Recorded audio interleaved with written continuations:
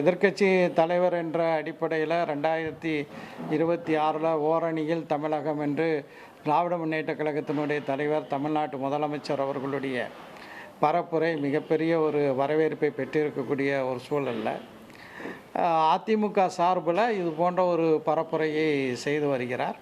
ஆனால் நிச்சயமாக அதிமுக செய்த அவர்கள் ஆட்சியில் இருந்த போது அவர்கள் எப்படி ஒன்றிய அரசுக்கு கட்டுப்பட்டு நடந்தார்கள் என்பதை மக்கள் மறக்கவில்லை. இப்போதும் கூட பாஜக ஆதரவோடு அவர் வலம் வருவதை நிச்சயமாக தமிழ்நாட்டு மக்கள் ஏற்றுக்கொள்ள மாட்டார்கள். ஒவ்வொரு இடத்துலையும் இப்போ பரப்புரைக்கு போகும்போதும் அவர் பேசுறது என்னன்னா, அந்த மாதிரி மற்ற பிரச்சனைகளை விட்டுட்டு பாஜக அதிமுக கூட்டணியை பற்றியே ஸ்டாலின் பேசுகிறாரு, இது மற்ற பிரச்சனையை திசை திருப்பதற்கான ஒரு நடவடிக்கை சொல்லி நேற்றும் பேசியிருக்காரு. இது எப்படி பார்க்கலாம்? இல்லை, அவருக்கு வேறு என்ன பேச முடியும்? அவருக்கு வேறு என்ன சப்ஜெக்ட் இருக்குது?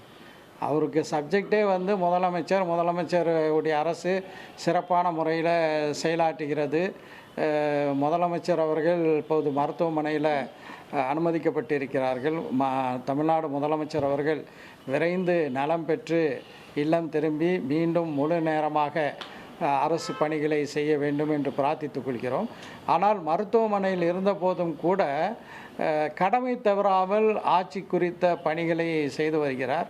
உங்களுடன் ஸ்டாலின் என்ற முகாம் இப்போது தமிழ்நாடு முழுவதும் நடைபெற்று வருகிறது. என்னுடைய பாபநாசம் தொகுதியில் அந்த முகாமில் நான் பங்கு கொண்டு இருக்கின்றேன்.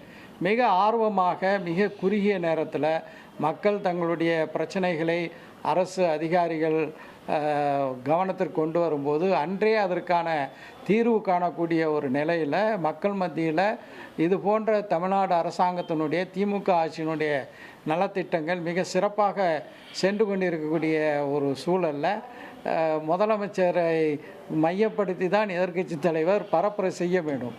இதில் ஆச்சரியம் ஒன்றும் இல்லை.